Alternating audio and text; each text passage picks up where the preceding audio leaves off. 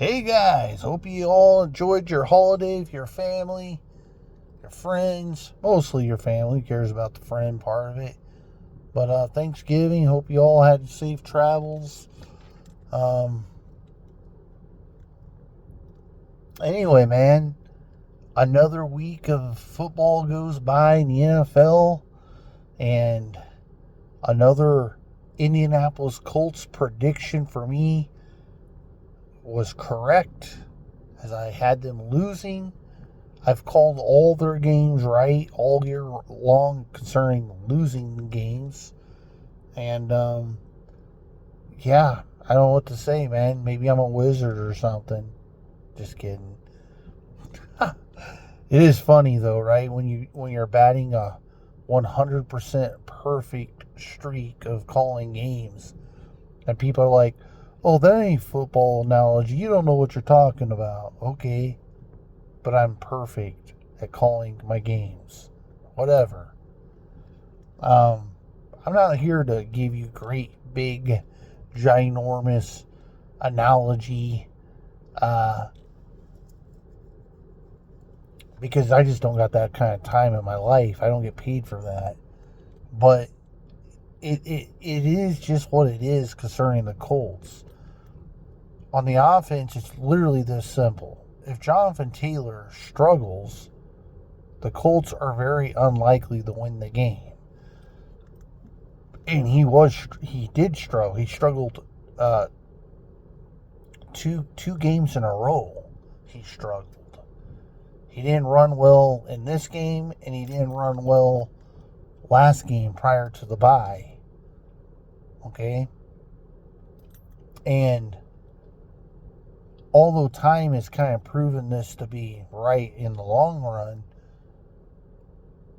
all the teams they got their L's against, their loss, so there's four.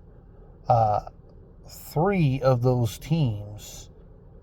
four losses were teams, uh, in some cases, that were probably better than the Colts overall, and all of them specifically better defensively than the Colts. Which I'm trying to get back to my main point here. I like Daniel Jones. I'm not a hater of Daniel Jones, but only time will prove this out. But he's already been in the league now for a while. And my point is, he's basically an average quarterback. And yet, because of all the success they had early on in the season, people were making him sound like he was Peyton Manning or Andrew Luck. And he's not Peyton Manning. He's not Andrew Luck. He's none of those things. He's just an average guy. Okay? An average guy, by the way, who has overall a pretty decent offensive line. But that's what you get. Okay? So it's the analysis side of this is pretty simple. If Jonathan Taylor can't run and get you a touchdown, then you're probably going to lose the game, because your average quarterback named Daniel Jones, who, by the way, unless he finishes the season strong, he's no longer a serious MVP candidate at this point. You're going to struggle to win games. You're going to especially struggle to win games in which teams have very good defenders. On the flip side of that, what has Sauce Gardner did for you? Well, now he's injured. I don't even remember anymore. I was falling asleep during Sunday's game because it was pretty boring overall. But you're $125, $35, $45 million player that you just signed through a trade deadline move is now injured. He's basically only played, let's just call it 2.5 games. And like I told my brother Bradley, who I talked to over the weekend on was a day maybe two before Thanksgiving, but anyway, during the holiday, Like I told him, has Sauce Gardner made any difference to the Colts defensively? My answer, because I'm a skeptic, is no. Like, where does it bear fruit that he's, with your own two eyes, made incredible difference, and now he's injured?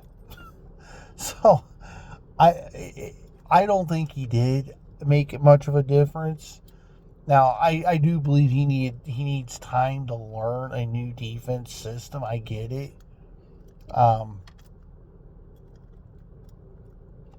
But I just don't think going after a cornerback was the best move to make. I think you need to look for value add type players. For example, the Colts cannot stop the run without DeForest Buckner on that line. Once again, proven out, right?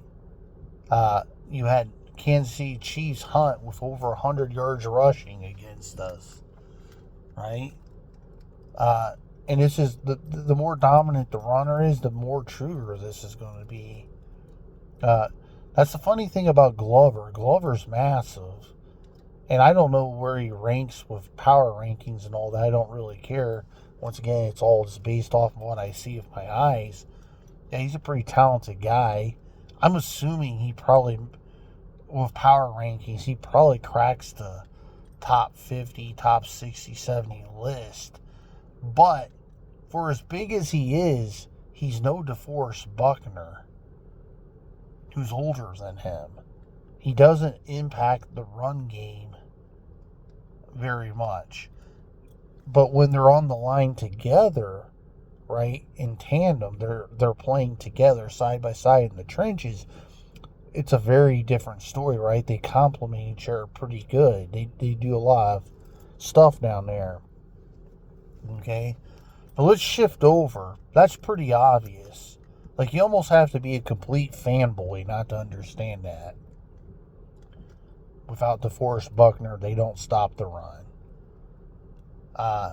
Let's move on. Look at the linebacker squad.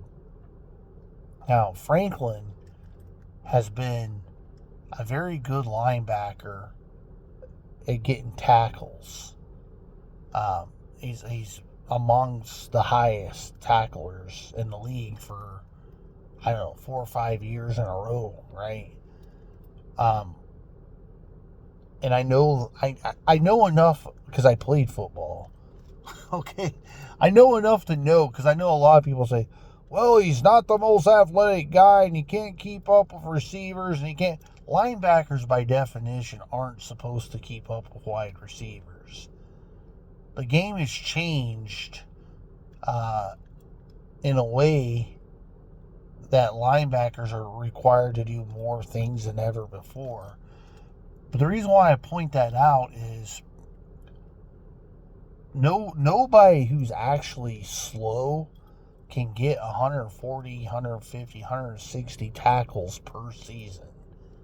When you're getting those numbers, right? You're on the left side of the field and the run's on the right side of the field. You're on the right side making tackles on the left side, or in the center making tackle on the left or right, right?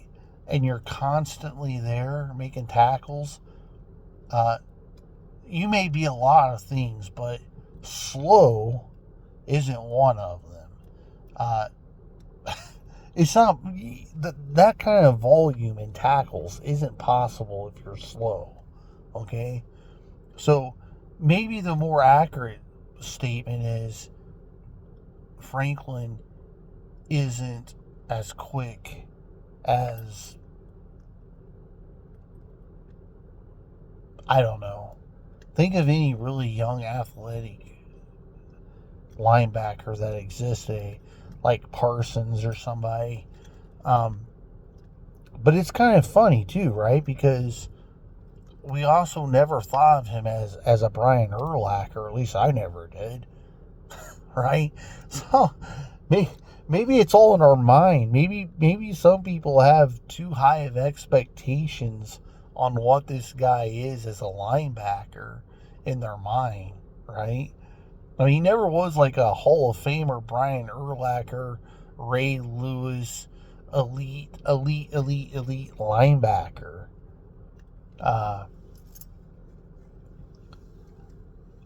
I say Brian Urlacher, by the way, because Brian Urlacher specifically, he was like one of, I forget the number now, but one of very few linebackers in the entire 100-year history of football who averaged in his career, I think it was like more than 10 sacks per year for an average in his career. Now, I want to say it also had something to do with interceptions as well. So, before we was even really thinking in terms of what you see today, linebackers covering really quick tight ends and slot receivers and things like that. My point is, before we even thought anything along those lines, Brian Urlacher was already doing it. He was already doing it. It is time we didn't think about these things. And we didn't think about the things because the NFL changed their rules and actually made the game easier. So, it's a lot like the NBA, right? They got rid of hand fighting and things like that. It's kind of like that argument, is LeBron James better than Michael Jordan? Well, I don't personally think so, but maybe the answer is maybe. But I think the maybe side is even a BS answer, because you got to understand, all these guys who are playing today in the league today are playing in a league that is easier. It's an easier league. This is why I don't like people changing rules in sports, because traditional rules in the sports is what every Hall of Fame benchmark number is based off. So if you have, for example, well, you can't hand check anyone anymore. Like in the 90s, right? When guys like Bruce Bowen could, shut down a perimeter player or something. Think about this in these terms. Steph Curry's a pretty good player, right? Would Steph Curry be nearly as statistically as good as he is as a player had he been playing in the 90s? I think the answer is easily no, right? I mean, think about basketball, specifically basketball, for a second. They messed around with the rules in basketball so much that big men don't even impact the game anymore. You say, what? What are you talking about? I'm talking about the reality. They've changed fundamentally the rules of the game so badly because they want to have a league that had 140, 60 points a game being scored, because in their mind they think that makes a more entertaining brand of basketball, that big men don't even impact the game anymore. Think about it this way. In the 90s, you know what the benchmark was if you were a big guy in the NBA? Was mostly how many rebounds you could get. And that benchmark was at least, say, 12 rebounds per game. If you were above 12 rebounds per game, you were pretty special of a rebounder. Probably even a defender. Today, the benchmark is under 10 rebounds per game.